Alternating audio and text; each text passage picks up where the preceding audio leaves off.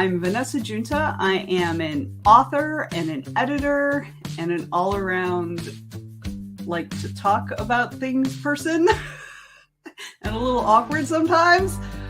One of my favorite things to do is talk to authors, right? I love talking to authors about their process, their writing, their careers, their marketing, all those things. And I really love just sitting down and just talking about stuff.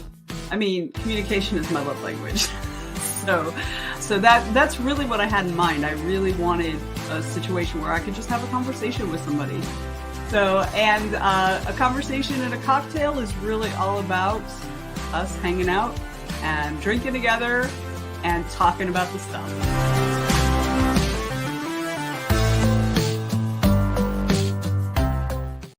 I'm grooving. Yeah, I know. It's so exciting, right? I love that. That actually turned out really way better than I thought it would when I was recording it. So that's good. So welcome everybody to A Conversation and a Cocktail. And please say hello to our lovely guest, JD Blackrose, who I'm super excited to have here as always. Hey, Anita. So, hi, Anita. Yay. Thank you for joining us, Joelle. Oops, sorry, JD. It's okay. I answer to everything, so it's fine. Sorry. It's good. It's all good. It's all good. My bad. No secrets here. So no secrets at all. That's what the J stands for, Joelle. It's just that I never wanted to really use my last name because it's hard to spell and it's hard to say. And I had this, like at the time, this full-time corporate job that I didn't want to mix. So I just used my initials and then used a made up last name. Yeah. I mean, I totally understand hard to spell, hard to say last name. Yeah, exactly. I mean, it's crazy. I was clearly not as smart as you. If I hadn't had this like sort of big time like corporate job where I did communications. And so my real name was out on the internet everywhere. Like, I did PR, media relations, corporate communications for 25 plus years. Like every newspaper interview that I had ever done, every radio interview, every press release, it was just everywhere. And I kept thinking, gosh, if I try to do any advertising using my name, I'll literally be fighting myself. So, it had that was smart. Yeah. That was super smart. So, yes. Sometimes. Huzzah. So I'm super excited.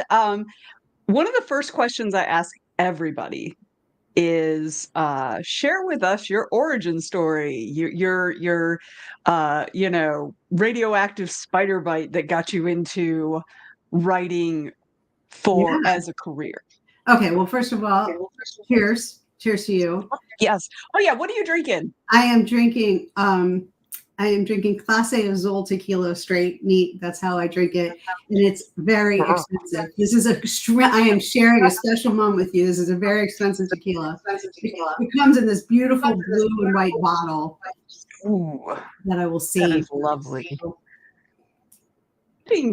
Cheers. Sipping tequila. I like it. I'm drinking my regular tea, but then because I was trying to figure out what I was going to drink out of the liquor cabinet, and I've got like this much left of a salted caramel liqueur that a friend of mine gave me, and I was like, I wonder how that would taste in my tea, because my tea is like cinnamon rooibos. So I dumped it in, and it's good. Yeah, that's great. So the whole origin story. Let's see how to do this. So I always wrote. Like, I think for a lot of people, when you talk to writers, there's never a time that we don't remember writing something. Like, from the time I could remember, like youngest age, I always wrote. And I even remember going to preschool. Literally, I have this memory of preschool, walking in with sharpened pencils. I was so excited about my newly sharpened, I think they were like purple or something. And I was told by the teacher that I couldn't carry them around because they were sharp pencils and, we were 4.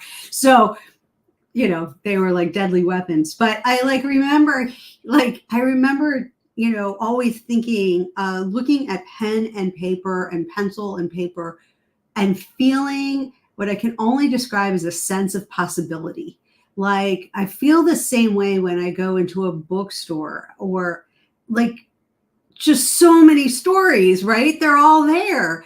And this sense of possibility that you could write anything. You could write anything.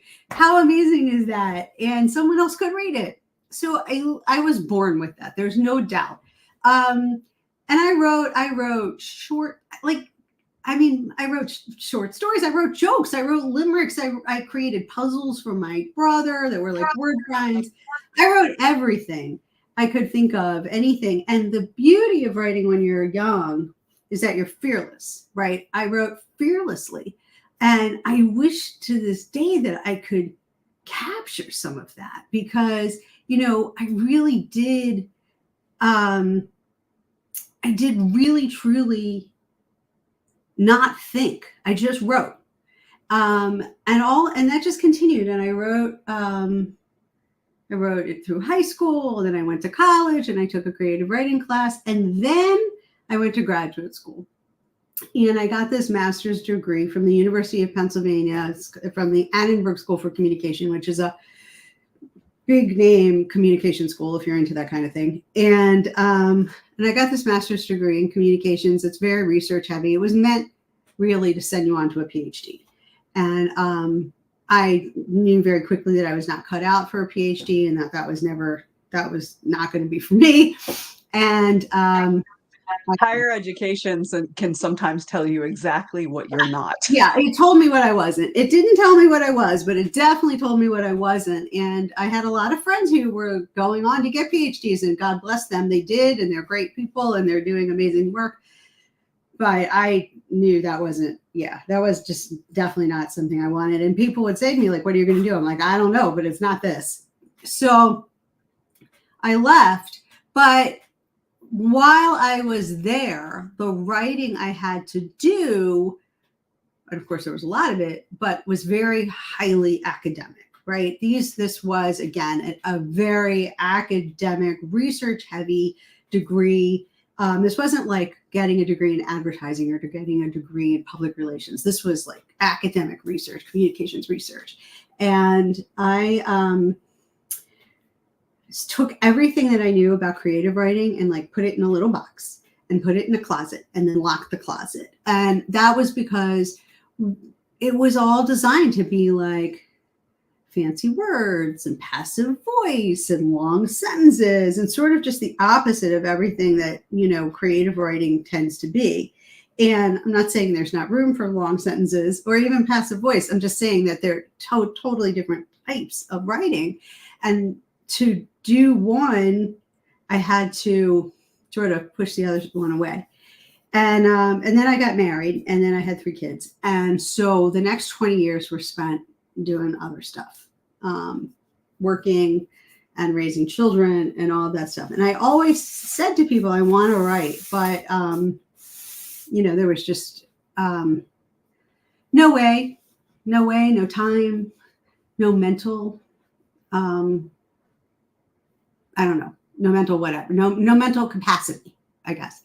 And I mean, you have children, of course not. And I had 3 of them, like the babies ate my brain. And there was this moment, I may have told people this story before, so if anyone's listening, they hear it, I apologize. But it was a real moment for me.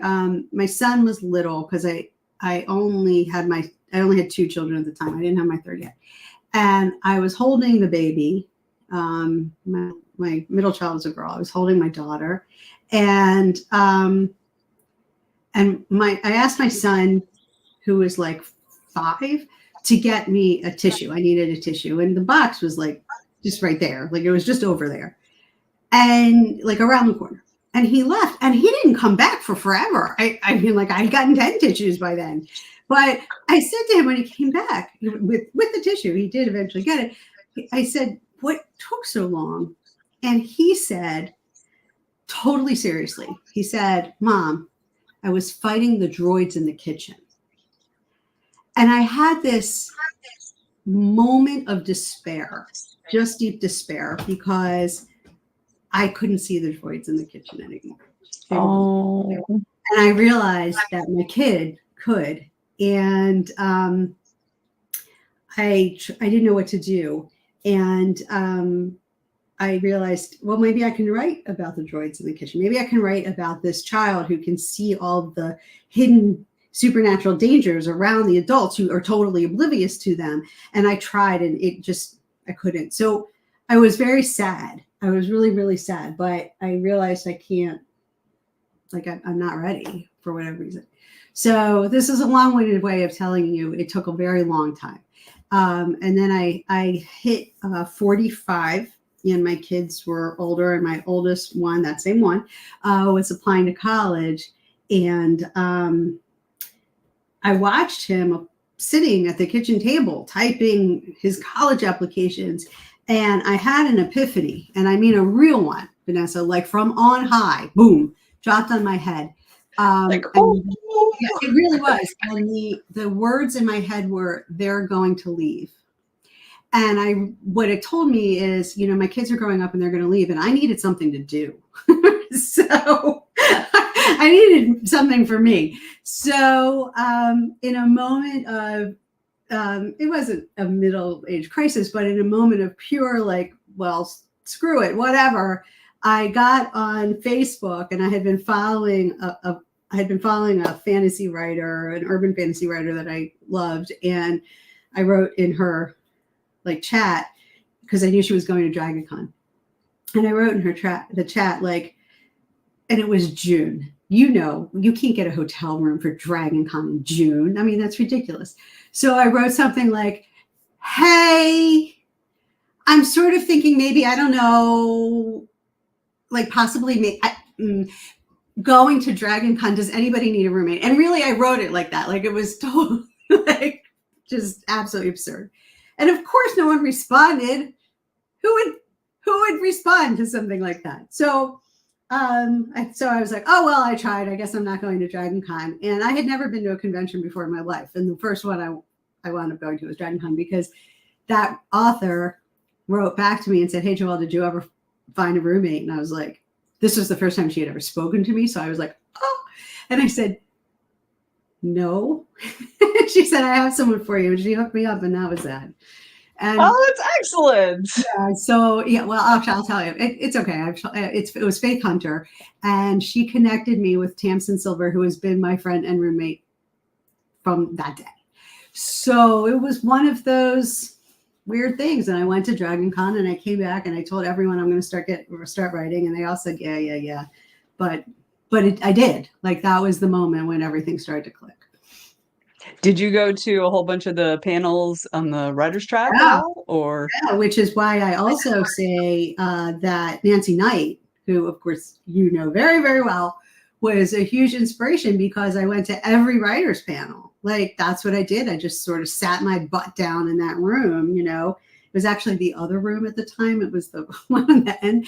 But I just sort of sat my butt there, and then, or was up at the Westin for the Urban Fantasy Pack. And then I sat in the Westin bar and just, that's really all you need to do as a writer at DragonCon. Those are the things. You sit in the writer's track room, you sit in whatever genre room, like if it's fantasy or sci-fi or whatever, YA, whatever, you sit in that track room, and then you sit at the bar at night. That was it.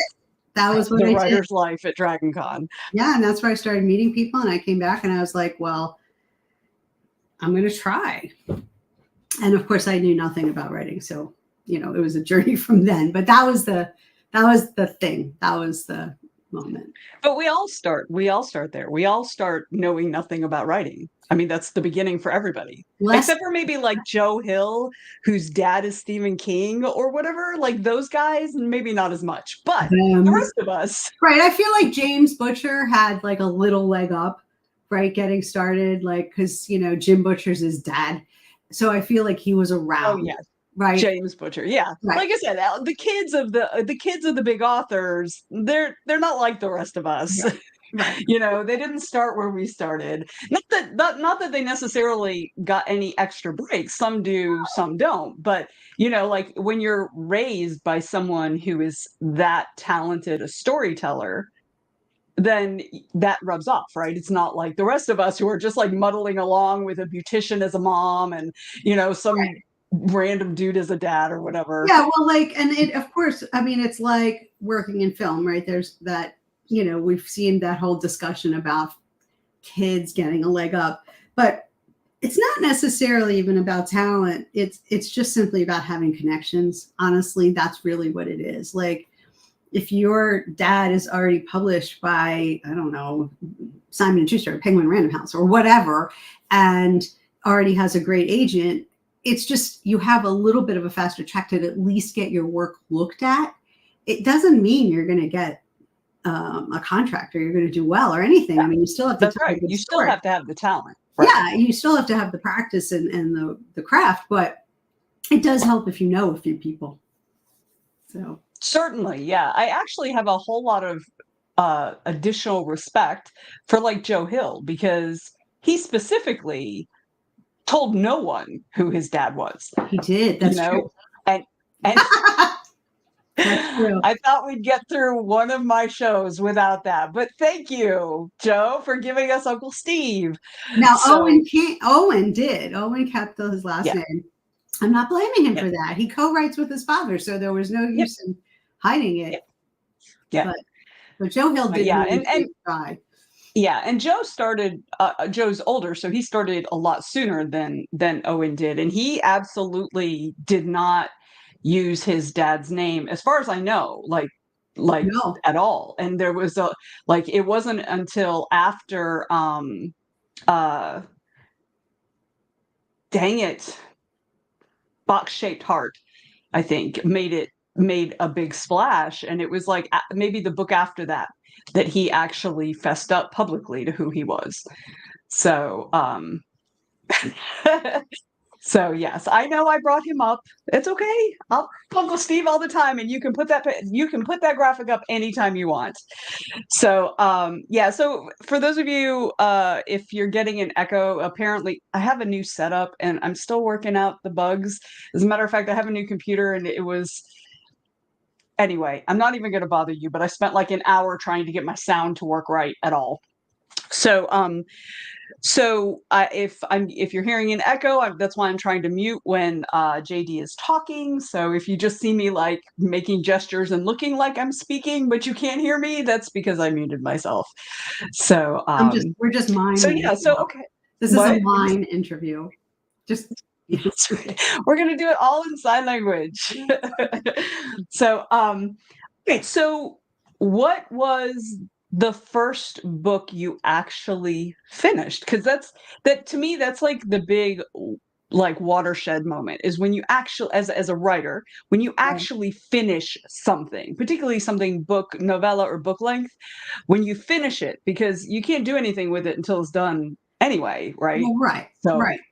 So I really cut my teeth on short stories, and I have a spreadsheet that is like, I don't know how many 100 stories. It's 100 and some stories long of things that, I mean, not completely different stories, but of submissions and the resulting rejections that I got. And I deliberately made sure that I color coded my rejections blue because I knew there were going to be so many of them. And I just didn't want red. So I did my acceptances in red, the ones I didn't hear back from in yellow, and the rejections in blue. I assure you that Excel spreadsheet is just a sea of blue, and but it's much more pleasant to look at than red. So the very first thing that happened actually is one of my very first submissions. I had no idea. Went to Daniel Jose Older, who is like a big time writer, right? Like people know who he is. And he came this close to accepting it. My first story, he wrote me a personal note saying, Joelle, I really loved the story. I wanted to accept it, but it came down and I was like, oh, thank you. I had no idea the gold I had in my hand at all. Nothing. I was so naive. This was literally like my very first story. And I just thought, well, that was nice. I had no idea. That's something that like new writers don't realize, like they really think that editors and stuff like that, they're being nice. And it's like, no, they're No, really not. like I literally with Yeah. my first story came down to the very like last decision making for this anthology, and had no idea how unusual that was going to turn out to be. So now I look back on it and I'm like, wow, that was pretty cool. But so I just started submitting, and of course I got my rejections. And the very first rejection, the very first rejections were like boomerangs. Like I sent the story out, and like 2 seconds later, it's like submitting everything to Clarkesworld, right? You get this. Clarkesworld is very well known for rejections at companies like that, and that's what it was like for everything. Boom, boom. You have to be ready with that mitt, man, because that ball was right back at you. And then, they started to be nicer rejections. Like they took a little longer, or eventually I got ones that were signed by people, and I knew that they'd actually been really read. And then I got a personalized rejection from C.C. Finley, Charlie Finley, who used to be the editor at Science Fiction and Fantasy Magazine. And I saw him at a convention. I think it was World Fantasy Con in Columbus, but I can't remember. And I walked over to him and I said, Charlie, you send me the nicest rejections. And the people all around just burst out laughing because everyone understood what it meant. But I was at that point sophisticated enough to know that getting notes from the editor-in-chief was like, a thing. And he said the nicest thing to me. He said, Joelle, if I do that, it's because I see something in the writing. And that just carried me through. For months. So I've never actually published anything in that magazine because I started writing. I moved on from short stories and stopped submitting. But and then eventually I got like my first professional, but it took hundreds of submissions, and like 80 some stories. So it takes a while. So, but I've been writing all these short stories to actually answer the question you asked. And it's a conversation. You don't have to answer directly. It's really just about chatting. It's very good tequila. So I didn't know if I could write anything longer. I've just been writing these 5,000-6,000 word pieces. Yeah. And I decided that 1 year I'm going to do NaNoWriMo because it's going to push me to write 50,000 words come hell or high water. I'm going to do it. And I figured out I had to write 1,667 words a night. And that's what I was going to do. and I did it. And I was working full time and had children, and I still did it. And what I wrote was a giant honking piece of garbage, but right. Like it wasn't for that. It was to prove to me that I could write 50,000 words in a month. And so I thought, okay, I can do that. And at the time I had met, as so many of us in the crowd that we tend to go in, had met John Hartness at Falstaff Books, and he was doing a lot of novellas at the time. And the novellas were tending to be somewhere between 30 and 40,000 words. And I thought, well, I know nothing about writing a 90,000, 100,000 word book. I mean, that's just, I have no idea what that is. What is that? I've told people it's like trying to imagine what $1 million $1 bills looks like up and piled on the table. I have no idea. How big is that pile? I don't know. So I thought, well, I can't write 100,000 words or even 80,000 words seemed ridiculous, but I know I can write 50,000. So I can clearly write a 30 to 40,000 word novella. And so I did that. And the first one was called Souls Collide. And then I wrote 3 more following the story along. So it was Souls Collide, Souls Fall, Souls Rise, and Souls Unite.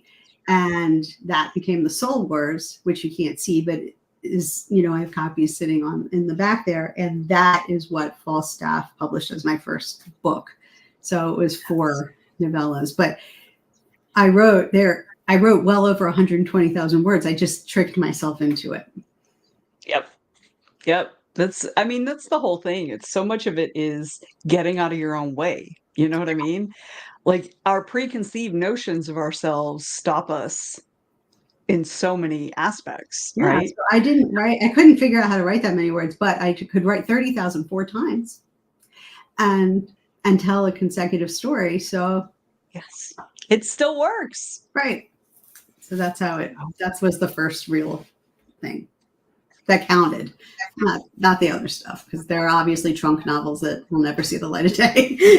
I mean, there are novels that need to stay that way, That's yes, right. for sure. They have lived their purpose, and that's about it. Yes. So, okay, so you're drinking that amazing tequila. Mm-hmm. So, which one of your characters would you share that tequila with, and what would you guys talk about? Oh, that's such a great question. Well, let's see. I think. Oh, I feel bad because I do hear that echo a little bit. I don't think it's me. I'll pause. No, it's me. I'll pause. I'll mute. Go. I think actually one of the main characters that I would love to share that with is from the Soul Wars. It's my 400-year-old French vampire named Gaspard, because I think Gaspard would appreciate the tequila. I have another character, a main character, Bex in my Summoner's Mark series, who I would love to spend time with because I like her a lot, but she's not really a drinker. So yeah, so it would sort of be lost. So she would not appreciate that excellent tequila. No, she would not. Oh, Joe wants Pinky. Pinky drinks like a thimbleful of honeymead and is completely drunk. Like he's well, you wouldn't have to share very much then. Very little. It would be dangerous for him. We love Pinky. I was actually at a convention not this past weekend, but the weekend before, and I had somebody come over to me specifically to buy the 4th book in the series because she already owned the other 3, which was fantastic, and she was like telling me how much she loves Pinky, Joe. So you should know he's sort of everyone's favorite. I feel a little bad because the next book people might not be as happy with me, but he's okay. I want to warn you, he's okay. It's fine. It's fine. Everything works out fine. You got to be careful with those kind of spoilers. I know. No, I just mean he goes through a little bit of a hard time, but he's totally fine. I do not kill the dog. It's okay. Good, because that would not be very forgivable. I'm just saying. No, I had to actually ask Jonathan Mayberry when I was interviewing him for my blog. I told him that the answer to the next question was going to be very, very important, and he was like, "Okay." And I said, "What? Do you kill Ghost? He's the white German Shepherd." And he was like, "No, I promise you, I will never harm Ghost." I was like, "Okay, I'll keep reading." Then we can still be friends. We can still be friends. There's a lot riding on this. That's right. Those are the important questions. They're the important questions. Do you have one of your books that was harder to write than the others? And if so, how did you find your way through it? Yeah, I think that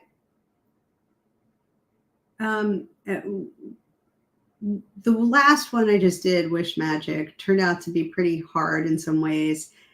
And the one I'm actually writing now that follows that have been a little hard, and not necessarily because of the stories, but just as happens to everybody, we're still human beings with lives and other things get in the way. So, things happen, and sometimes they really take away a lot of concentration, and they take away opportunity to write, and you get out of your groove. And so it's sort of like, almost every book I get about 2/3 to 3/4 of the way through and I hit a wall. And sometimes it's easier. Yeah, sometimes it's easier to break through that wall than others. But this last time I felt like I was writing this book with like a rock and chisel. Like it was just so hard to get through it.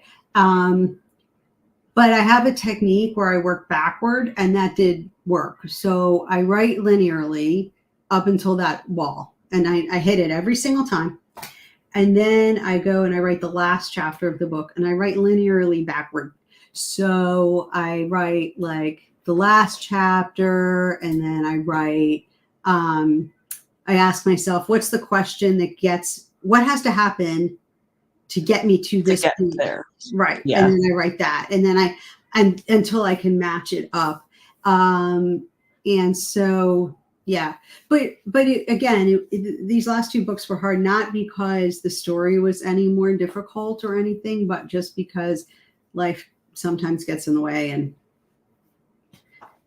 I totally get that. I totally get it. I mean, look what's happened to you, like with the trees. I mean, it's crazy, right? I still haven't finished any of the books I was supposed to finish when the first tree fell. So right. I totally get it. And then I came back, as a lot of us did, from Dragon Con this year, and I got COVID.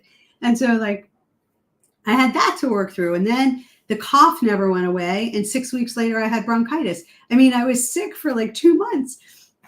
So yeah, everything gets in the way.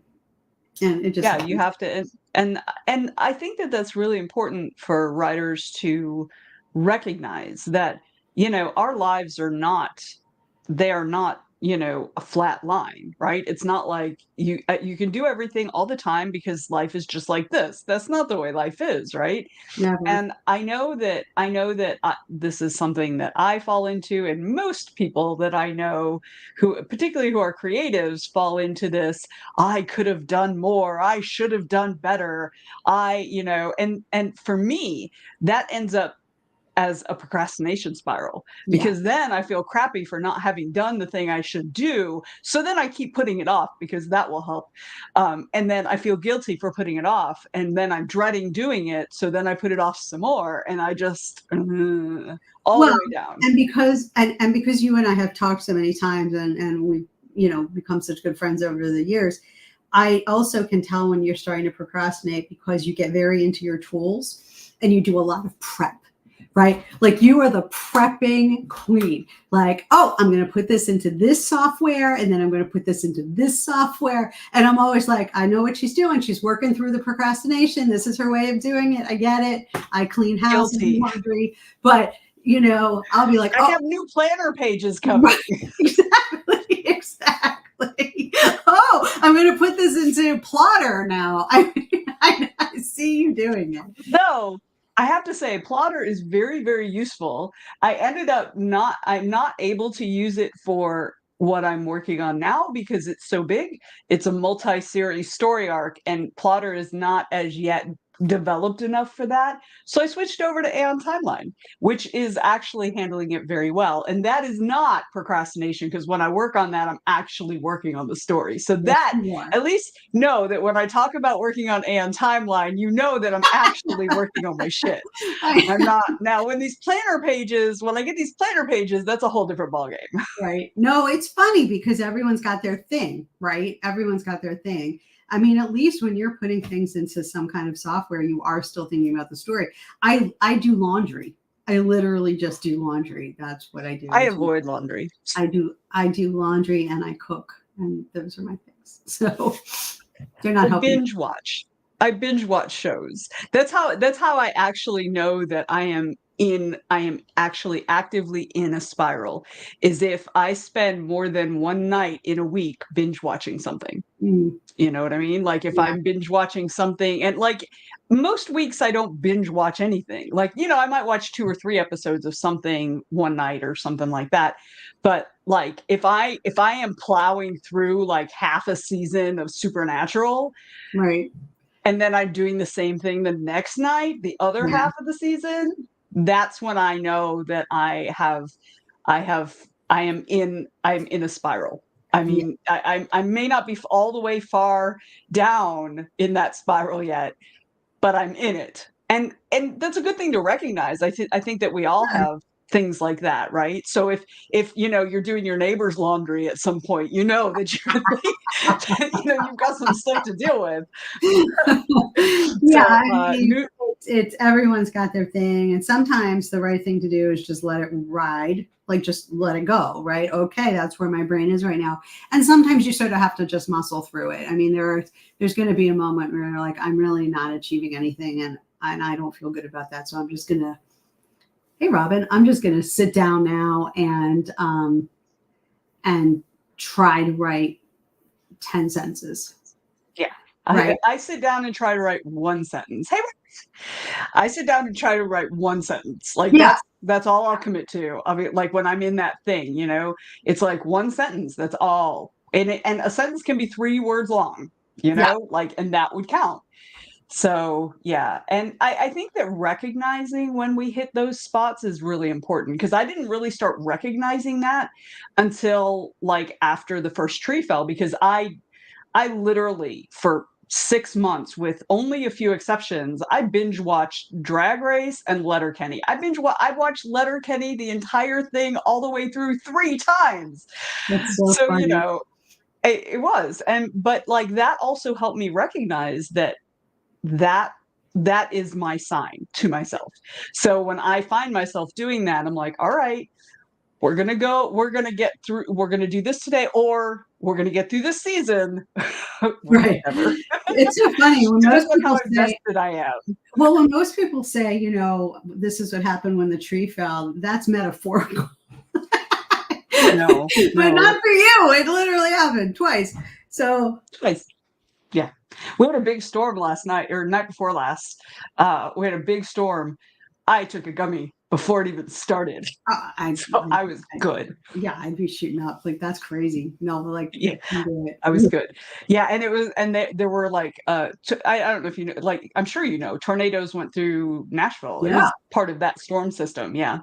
So yeah, you can say what to Anita, that you took a gummy that night?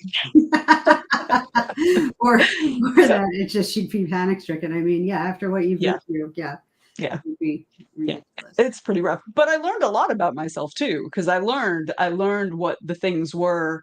Because I feel like I'm very lucky that I've never struggled with like clinical depression. I mean, I have my moments like everybody does, but I've been very lucky most of my life, and this is what happened when the tree fell. Yes, Anita can say that too. So I've been lucky in that regard. I've never had a lot of issues with mental illness in general, and not depression, particularly was not a thing. And so it was a real big eye opener for me, and then, that was in the middle of the pandemic. So like there were all kinds of things going on. So yeah, but I learned a lot about myself. And so this time when the tree fell, I didn't fall into that nearly as much, like hardly at all. I mean, I did binge watch here and there, but not the way I did the first time. And this time I actually finished a novella. Like I wrote a novella. That's amazing. This round.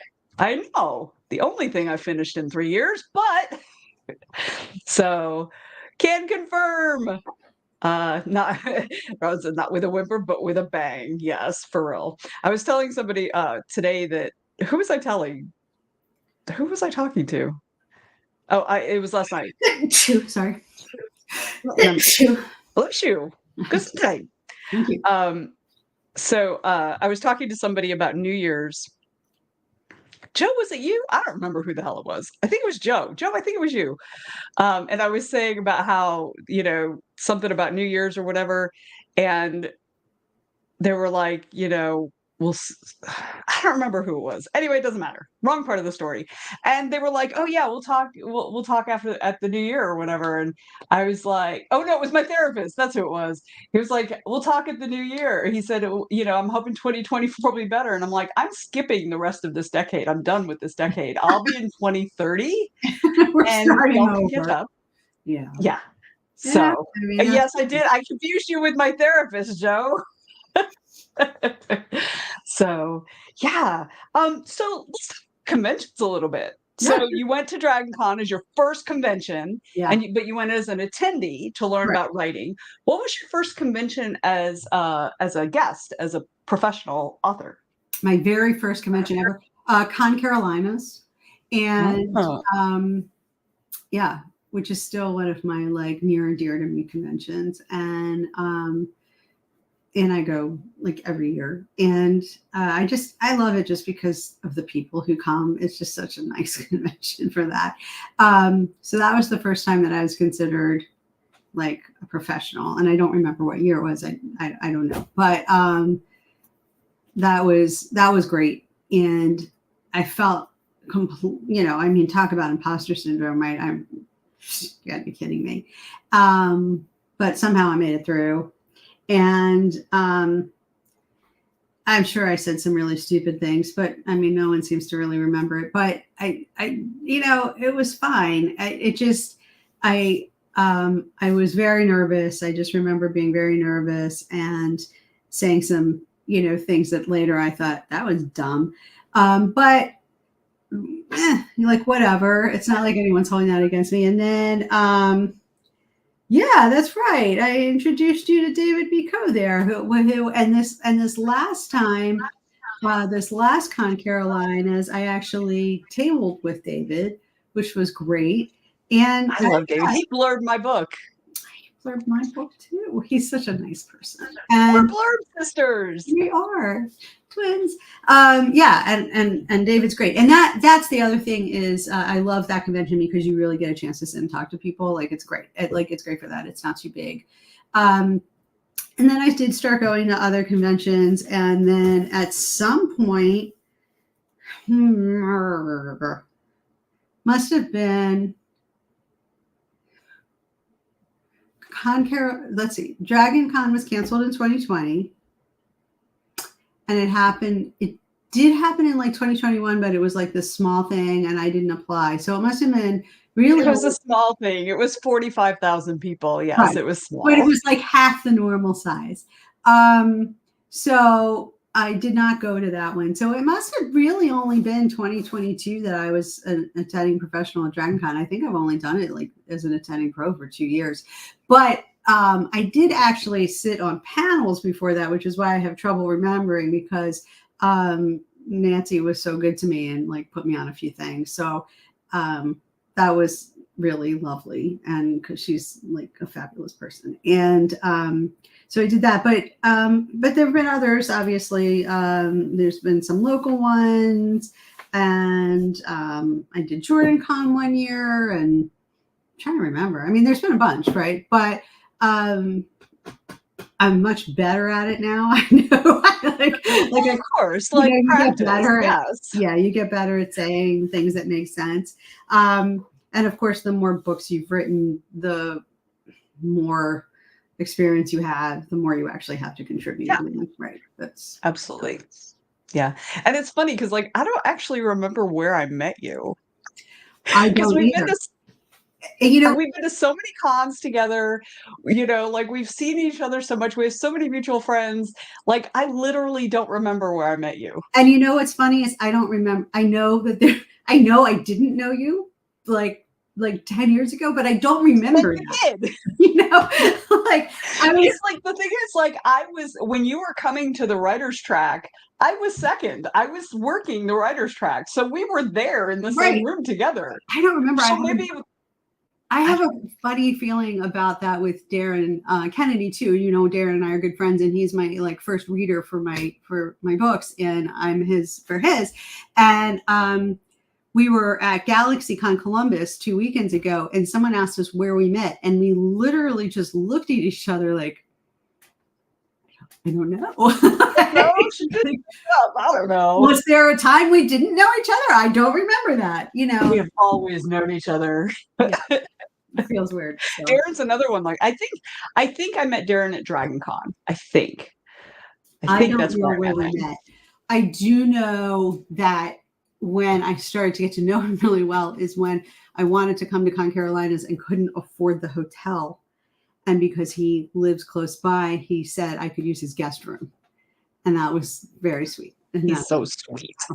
He's such a good guy. He really is. If y'all haven't read Darren Kennedy's stuff, you should, because he's got a Kickstarter coming out first of the year. And those books are freaking awesome. And he sent me the covers privately. Oh my God. Like I saw the artwork when the artwork came, but man, on the covers, especially all three together, they are good. Darren and John Hartness and Patrick Dugan have a Kickstarter coming out, which I do not have a link to, but sign up to get notified about it. It's amazing. And there's going to be all of these different levels, with like benefits and things you can do, including like Tuckerizations and stuff. And the covers for Darren's books are kick-ass, really, really kick-ass. So yeah, they're going to be cool. And I've read the first 2 books. So.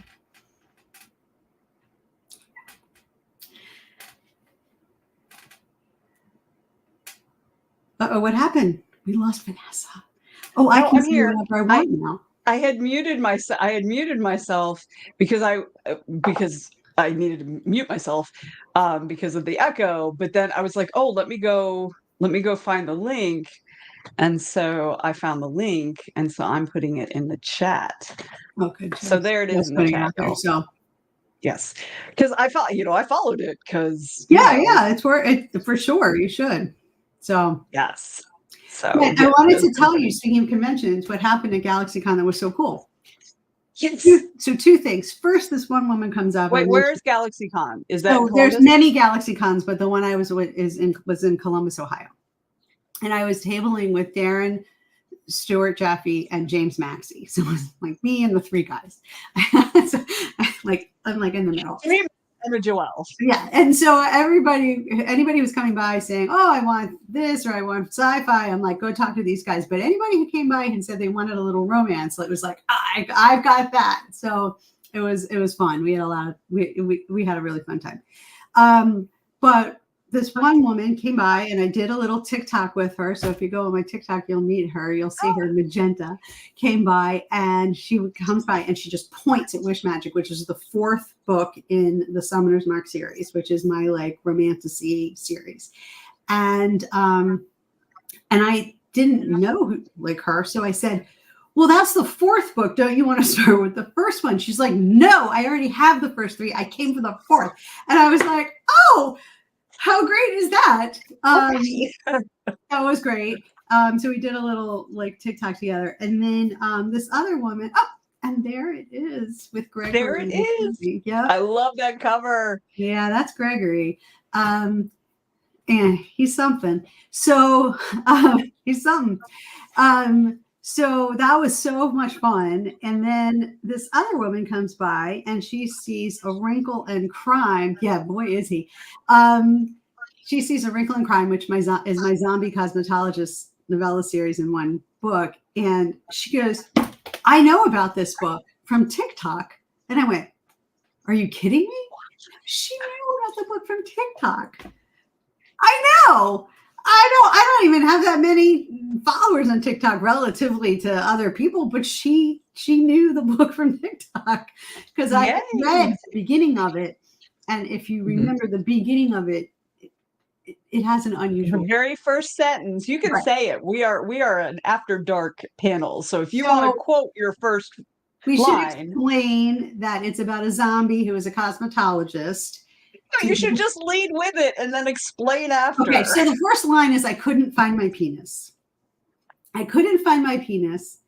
The last time I had seen it, it was on my nightstand next to my walk-in freezer, but when I emerged in the morning, it wasn't there.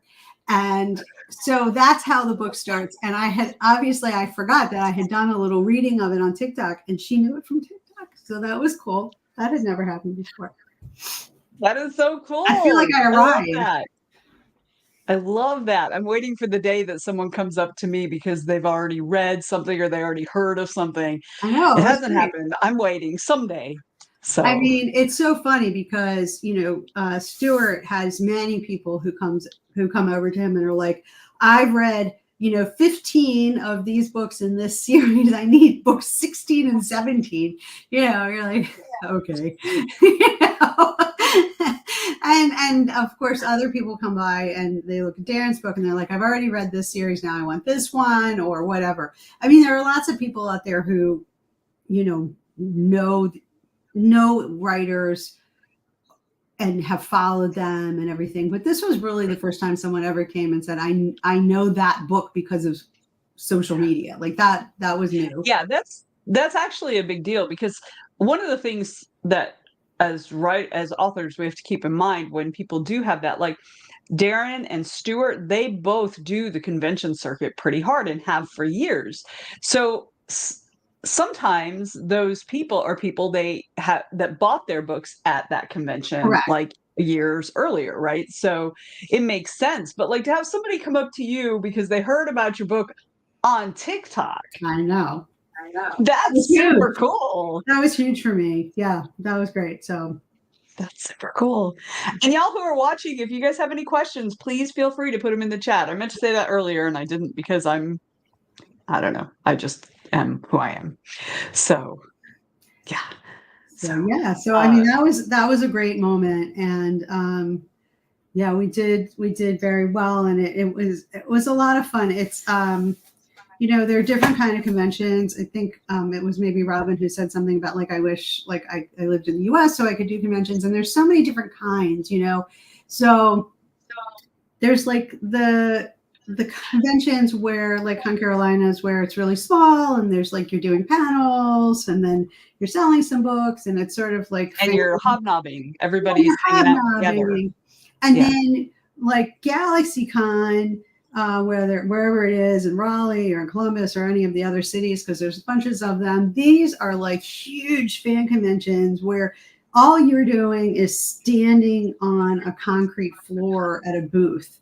And this is really the only one of those that I do. So it's a different experience for me and most people are coming, you know, I'm never really sure how these are going to go. And I think that's how a lot of writers feel, because you know, there are celebrities there doing autographs and lots of artists and things like that. But some people with books, so that was great. Yeah. And we do Atlanta Comic-Con here in February, which is similar. It's just like this gigantic warehouse. Yep. And it's a whole bunch of vendors, and then on one end around, you know, a whole bunch of celebrities, you know. So and this time all like Grant Gustin, The Flash was there, and Stephen Amell was there, Paula Abdul was there, Evangeline Lilly was there, like, you know, that's cool. We had all the hobbits. We had all 4 of the hobbits. And you could always tell when they came out because the corner of Atlanta Comic-Con would just erupt in cheers. Right. So Totally so we also, you know who else was there, which was super weird because it's not their place really. Loretta Swit and Jamie Farr from MASH.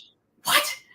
Yes. See, those people I would have stopped to see. That's like my thing. I went over there and I said hello to them. Well, he was there, she wasn't.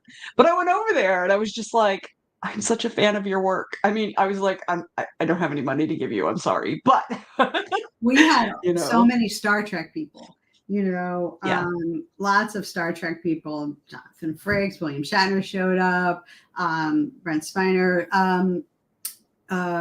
Denise Crosby, who played Tasha Yar, was there. I love her. Yeah, so that was cool. And there was a woman who came over to our booth wearing a full, complete, like Tasha Yar yellow, you know, suit thing. And I was like, "Did you go and meet her?" She goes, "Oh yeah," and I got a picture. So, you know. So we get a lot. We tend to get a lot of Walking Dead people because it's Atlanta.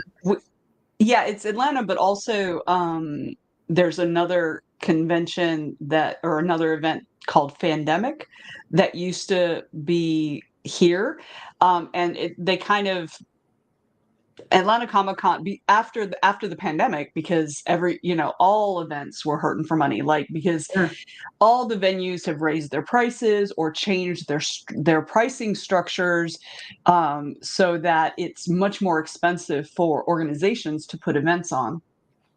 And so they paired together, and the first year they paired together, it was Fandemic and Atlanta Comic-Con. So Atlanta Comic-Con website would then push you to the Fandemic. But then what ended up happening is hardly anybody knew about Atlanta Comic-Con and everybody knew about Fandemic. So it was all Walking Dead fans. I did not make very much money that round. Last year they did it the other way around. And this year they did it the other way. Like, Atlanta Comic-Con leading with Fandemic as part of it. So because that was just so we get a lot of Walking Dead folks, which is cool, especially if you write horror, which I will have a horror book out. Hopefully, I don't know if I'll have copies by then. It's coming. We've got the novella, the anthology that Joe Compton and I and I forgot her name. Joe, remind me of her name. I can't think of her name. There are 3 of us in it, and it's coming out in February. Nice. The Carnival that's the Carnival horror stories. It's called Carnival. I can't remember what it's called. I'm so bad at this. This is why I can't sell books. I'm so bad at this. So yeah, no. But it's like one of the Midnight Bites Nice. in the Midnight Bites series from Chrome Girls Press. And so that's coming out in February. I hope that I'll have copies. Of course, it will require me to finish editing that story, but I hope I will have copies in time for Atlanta Comic-Con. But if I don't, oh well. Yeah, so it is hard, and I'll tell you something.